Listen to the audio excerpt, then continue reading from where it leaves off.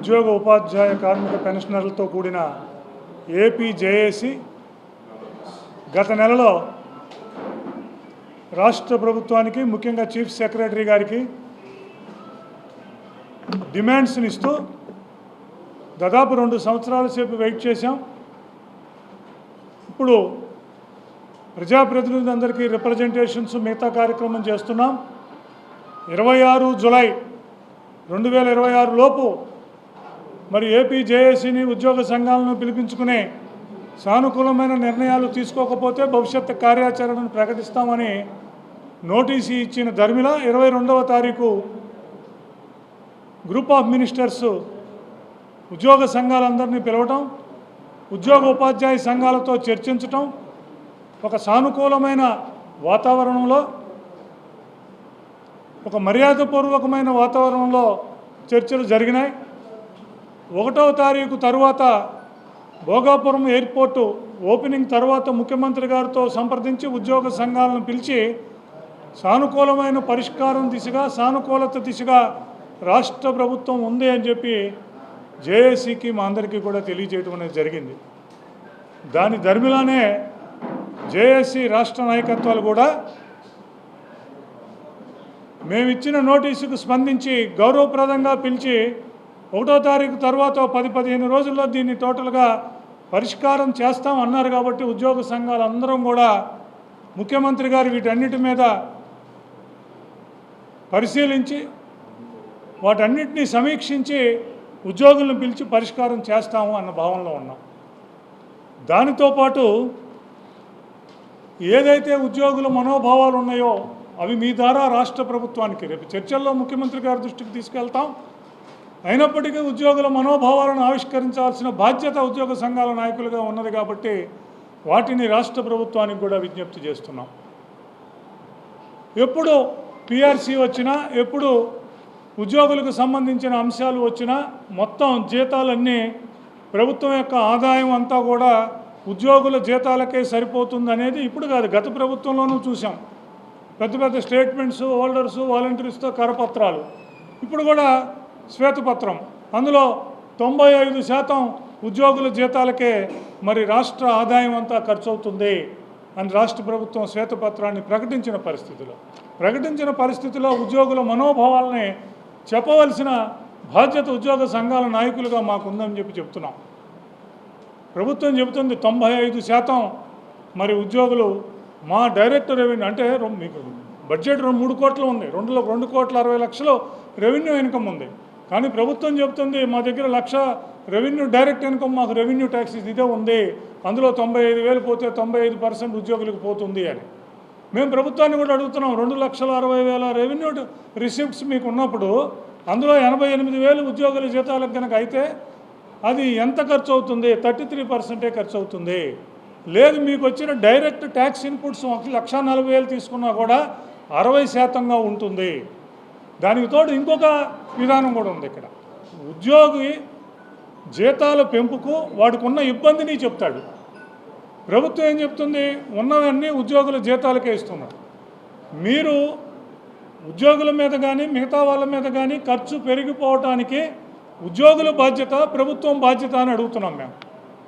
ప్రభుత్వాలు ప్రజల చేత ఎన్నుకోబడిన ప్రభుత్వాలు, వారు ఇచ్చిన పాలసీలకు అనుగుణంగా, వాళ్ళు ఇచ్చిన మేనిఫెస్టో అనుగుణంగా మ్యాండేట్ తీసుకుని ప్రజల చేత అవి తీసుకుంటాం. మేము వాటిని ప్రశ్నించట్లా. ఒక ప్రభుత్వం 2,50,000 మంది వాలంటీర్స్ని ఇచ్చి జీతం ఇస్తుంది, ఇంకొక ప్రభుత్వం 2 లక్షల మందిని అపాయింట్ చేసుకుని జీతం ఇస్తుంది. ఇప్పుడున్న ప్రభుత్వం మెగా డిఎస్సీ అన్ని పెట్టి కూడా జీతాలు ఇస్తుంది.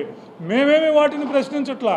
కానీ మీరు తీసుకున్న విధానాల వలన, మీరు తీసుకున్న నిర్ణయాల వలన జీతాల ఖర్చు పెరిగితే సగటు ఉద్యోగి 20 సంవత్సరాలు 15 సంవత్సరాల నుంచి ఉంటున్న ఉద్యోగి భావన ఏమిటంటే, మీరు ఉద్యోగం ఇచ్చారు, నేను ఉద్యోగం చేసుకుంటున్నాను, నాకు రెగ్యులర్గా డిఏ ఇవ్వాల్సిన పరిస్థితి ఉంది. ఇందులో ప్రజలకు కూడా చెప్తున్నాం, డిఏలు కానీ వేతన సవరణ కానీ ప్రభుత్వం ఇంకోటి ఇవ్వాల్సిన పరిస్థితి కాదు. ఇప్పటికీ గత 5 డిఏలు పెండింగ్ ఉన్నాయి. అంటే కాంపెన్సేటరీ మెకానిజం, ఉద్యోగికి కాంపెన్సేటరీ మెకానిజం ఉంది. అది మనకు కాదు, 29 రాష్ట్రాల్లోని ఉద్యోగులందరికీ, సెంట్రల్ గవర్నమెంట్లోని ఉద్యోగులందరికీ కూడా ఉంది. ఏమున్నది? ఆ 6 నెలల్లో కాస్ట్ ప్రైస్ ఇండెక్స్ చూసి, ఇన్ఫ్లేషన్ చూసి ద్రవ్యోల్బణం ఇన్ఫ్లేషన్ ప్రకారం ధరలు ఎలా పెరుగుతున్నాయో చూసి ఆ పెరిగిన ధరలకు ఇండెక్స్గా డిఏ ఇవ్వటం అనేది పరిపాటి. మరి ప్రభుత్వాలు 5 నెలల్లో 5 డిఏలు 6 డిఏలు అంటే 2 సంవత్సరాల నుంచి 3 సంవత్సరాల నుంచి డిఏలు చెల్లించని పక్షంలో ఆ కాంపెన్సేటరీ మెకానిజం లేక పెరిగిన ధరలు, పెరుగుతున్న అద్దెలు, వీటన్నిటికీ ఉద్యోగి ఎలా రీచ్ అవుతాడు అన్నది ఉద్యోగి నుంచి వస్తున్న ప్రశ్న, ఉద్యోగ సంఘాలుగా మేము వేస్తున్న ప్రశ్న. దీనికి ఇంకొక కాంపెన్సేటరీ మెకానిజం పిఆర్సీ. మాకు 2018లో పిఆర్సీని 2021లో ఇచ్చారు. అంటే 2018లో వేతన సవరణ చేశారు. 2018 నుంచి ఇవాళకి 8 సంవత్సరాలు అయింది. ఈ 8 సంవత్సరాల్లో ధరలు పెరగలేదా? ఈ 8 సంవత్సరాల్లో ఇంకోటి జరగలేదా? అలాగే ప్రభుత్వాలు వాళ్ళ విధి విధానాలకు లోబడి అపాయింట్మెంట్స్ చేస్తున్నారు, ఉద్యోగులు చేస్తున్నారు. ప్రభుత్వాలు వాళ్ళ విధి విధానాలకు లోబడి అభివృద్ధి మీదో, నెట్వర్క్ మీదో, ఇన్ఫ్రాస్ట్రక్చర్ మీదో ఖర్చు పెట్టకుండా మీరు దాన్ని మేము ప్రశ్నించట్లా. అవన్నీ చేయటం వలన మీ ఖర్చు పెరిగిపోయి ఉద్యోగులుగా మేమేమి 2 లక్షల మందిని తీసుకోండి, 2.5 లక్షల మందిని తీసుకోండి అని మేమేం చెప్పలేదు కదా. మీకు అవసరమై మీరు తీసుకున్నారు. ఆ తీసుకోవడం వల్ల పెరిగింది. ఈ రాష్ట్రానికి ఎంత అవసరం, దాంట్లో ఇన్ఫ్రాస్ట్రక్చర్ ఎంత పెట్టాలి, ప్రజాశ్రేయస్కి ఎంత పెట్టాలి, మామూలుగా రాజ్యాంగం ప్రకారం మన ఉద్యోగులకు శాంక్షన్డ్ పోస్టులు ఏవైతే ఉన్నాయో శాంక్షన్డ్ పోస్టులకి మనకు ఎంత అవుతుంది అని చూసుకుని చేయాల్సిన బాధ్యత రాష్ట్ర ప్రభుత్వాన్ని. రాష్ట్ర ప్రభుత్వం ప్రజలు ఎన్నుకున్నారు కాబట్టి రాష్ట్ర ప్రభుత్వాలను మేమేం ప్రశ్నించాలి. కానీ మా దగ్గరికి వచ్చేసరికి ఆ ప్రశ్న ఉత్పన్నమవుతుంది. దానికి తోడు ముఖ్యం రాష్ట్ర ప్రభుత్వానికి కూడా తెలియజేస్తున్నాం, 2024లో మీకు పిఆర్సీ ఇస్తాం, డిఏలన్నీ సక్రమంగా చెల్లిస్తాం, ఎమ్మటే ఇంటీరియం రిలీఫ్ ఇస్తామని కూడా చెప్పారు. మరి ఆ రోజున కూడా ఇంతకన్నా ఎక్కువ ఖర్చే ఉంది. ఉద్యోగులు ఎంతమంది ఉద్యోగులే ఉన్నారు, ఇవాళ ఎంతమంది ఉద్యోగులు ఉన్నామో 2024లో కూడా అంతమందే ఉన్నారు. ఒక 16,000 మంది మీరు చక్కగా నిర్వహించిన మెగా డిఎస్సి, దాంతోపాటు పోలీస్ సోదరులకు ఇచ్చిన 6,000, 22,000 తప్పితే అదే ఉద్యోగాలు ఉన్నాయి. మరి ఆ రోజు చెప్పింది ఇవాళ అమలు చేయాలని ఉద్యోగి కోరుకుంటున్నాడు. అలాగే మిగతా అంశాల్లో అటు ఇన్వెస్ట్మెంట్స్ విషయంలో కానివ్వండి, పరిశ్రమలు వీటన్నిటిని తీసుకొచ్చే విషయంలో కానివ్వండి, ఇన్ఫ్రాస్ట్రక్చర్ విషయంలో కానివ్వండి, అలాగే ప్రజలకు మీరు ఇచ్చే సోషల్ సెక్యూరిటీ మెజర్స్ విషయంలో కానివ్వండి, పథకాల విషయంలో కానివ్వండి, బ్రహ్మాండంగా దేన్ని లెక్క చేయకుండా చేస్తున్న ప్రభుత్వం. మేము వాటిని ప్రశ్నించట్లా. ప్రజలు ఎన్నుకున్న ప్రభుత్వం ప్రజల కోసం పనిచేయాలి, మేము వారధిగా ఉండాల్సిందే, సర్వీస్ మేము చేయాల్సిందే.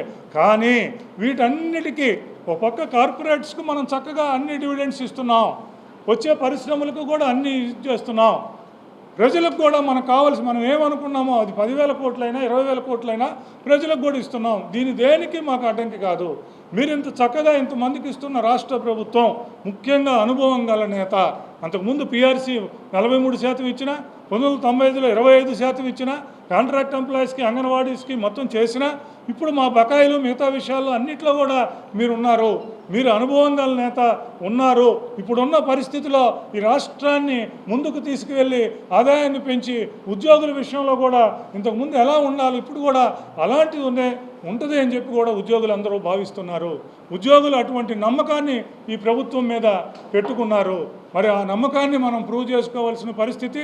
దానికి అనుగుణంగా ఉద్యోగుల వెంట చూడవలసిన పరిస్థితి ఉన్నదన్న విషయాన్ని కూడా నేను తెలియజేస్తున్నాను.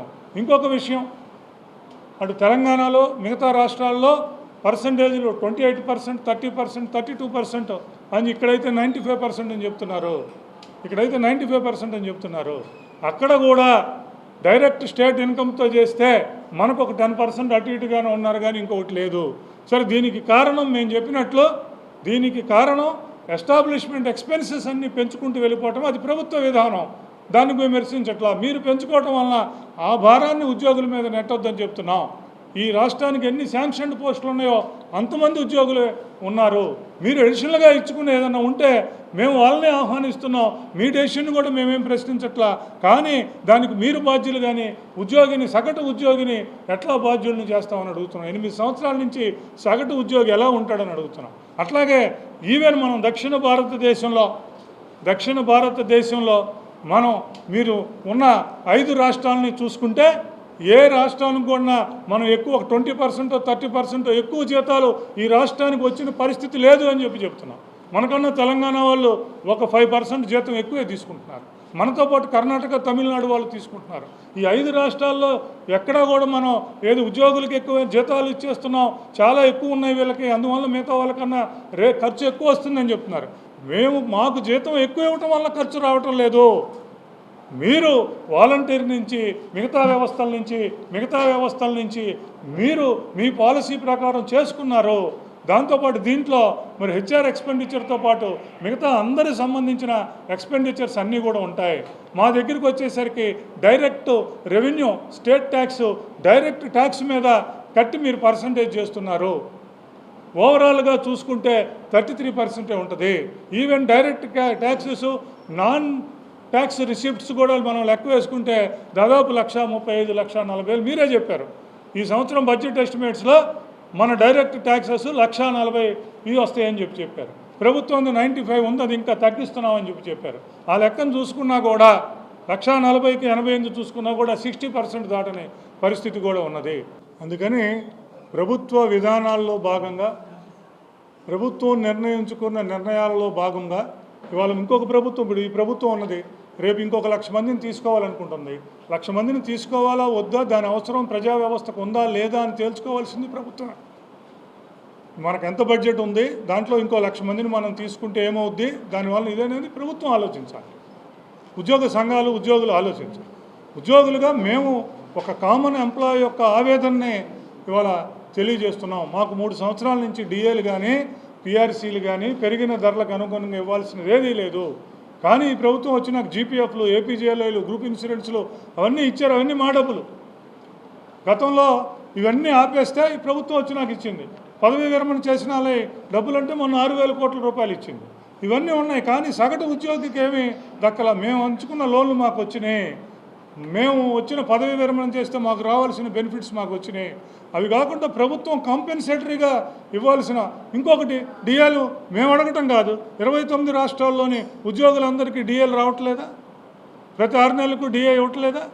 అలాగే పిఆర్సీ ప్రతి 5 సంవత్సరాలకు ఇవ్వట్లేదా? 2023లో మొదలు పెట్టవలసిన పిఆర్సీని 2026 వచ్చినా కూడా కమిటీ ఇంతవరకు వేయకపోవటం ఆక్షేపణీయం కాదా? అలాగే తెలంగాణ రాష్ట్రం 2023లోనే పిఆర్సీ ఇచ్చి, కమిటీ వేసి, ఐఆర్ ఇచ్చి ఇవాళ పిఆర్సీ ఫైనలైజ్ చేసే పరిస్థితి ఉందన్న విషయాన్ని కూడా ఇచ్చేస్తున్నాం. వీటన్నిటినీ దృష్టిలో పెట్టుకునే, రాష్ట్రంలో ఉన్న పరిస్థితులన్నీ దృష్టిలో పెట్టుకునే, దీనికి మీరు బాధ్యులు కాదు, మేము బాధ్యులం కాదు, కానీ సిచ్యువేషన్ను ముందుకు తీసుకెళ్లాల్సిన పరిస్థితి ఉన్నది. మరి ఏపీ జేఏసీ మరి ఈ ప్రభుత్వం దగ్గర నుంచి, ఈ ప్రభుత్వం నుంచి అటువంటి సానుకూలమైన బైఠాయింపుని ఉంటుందని చెప్పి ఫైనాన్స్ మినిస్టర్ గారు, ముఖ్యమంత్రి గారు కూడా చెప్పారు. అటువంటి సానుకూలమైన దీంట్లో ఉన్నాం. ఒక మర్యాదపూర్వకమైన, హుందా అయిన, ఎంప్లాయీస్ ఫ్రెండ్లీ ప్రభుత్వంగా మరి వాళ్ళ ఉద్యోగులంతా కూడా భావిస్తున్నారు. కొన్ని నిర్ణయాలు వచ్చినాయి. పిఆర్సీ వచ్చినప్పుడు, మిగతా వచ్చినప్పుడు మరి ఈ విషయాలు వెళ్ళటం వలన ప్రజల్లో కూడా ఒక అపార్థం జరిగే అవకాశం ఉన్నది. కాబట్టి ఉద్యోగ సంఘాలుగా మేము కొంత క్లారిటీ ఇవ్వాల్సిన పరిస్థితి ఉన్నది. అందుకని రాష్ట్ర ప్రభుత్వానికి విజ్ఞప్తి చేస్తున్నాం. మరి ఏదైతే 2024లో మరి మీరు మేనిఫెస్టోలో పెట్టి పిఆర్సీల మీద, డిఏల మీద చేశారో, ఉద్యోగికి సగటు ఉద్యోగం 30,000, 40,000 తీసుకునే ఉద్యోగులు, అటుపక్క కాంట్రాక్ట్ ఉద్యోగులు, సరెండర్లు, మన అవుట్సోర్సింగ్ ఉద్యోగులు, మరి దాదాపు 6-5 సంవత్సరాల నుంచి వీళ్ళెవరికి ₹1 జీతం పెరగని పరిస్థితుల్లో అందరి దృష్టి డిఏల మీద, పిఆర్సీ మీద ఉంటుంది. మరి అందరినీ రాష్ట్రంలో అటుపక్క విద్యార్థులకి మనం న్యాయం చేస్తున్నాం, అన్ఎంప్లాయీస్కి న్యాయం చేస్తున్నాం, సోషల్ సర్వీస్ పెన్షన్కి న్యాయం చేస్తున్నాం. అవన్నీ కూడా చక్కగా చేస్తూ, అన్నీ చేస్తూ ఉద్యోగుల మీద కూడా దృష్టి సారించాలని, ఈ ఉద్యోగులంతా కూడా ఈ ప్రభుత్వం మీద ఎంత నమ్మకం, అలాగే ప్రభుత్వాధినేత అయిన గౌరవనీయులు ముఖ్యమంత్రి చంద్రబాబు నాయుడు గారి మీద ఎంత నమ్మకాన్ని ఉద్యోగులందరూ కూడా పెట్టుకున్నారో దానిని పరిశీలించి దీనిని పరిష్కారం చేయవలసిందిగా, ఉద్యోగుల సమస్యల మీద స్పందించవలసిందిగా రాష్ట్ర ప్రభుత్వాన్ని ఏపీ జేఏసీ పక్షాన, ఏపీ ఎన్జీజీఓస్ పక్షాన కోరుతున్నాం. వీళ్ళందరూ కూడా ఇప్పుడున్న ప్రెసిడెన్షియల్ ఆర్డర్ 25 ప్రకారం వీళ్ళందరూ జిల్లా క్యాడర్లోకి వస్తారు. కానిస్టేబుల్స్ ఇబ్బంది అయితే చెప్పాం, కానిస్టేబుల్స్ని జిల్లా క్యాడర్లో పెట్టారు.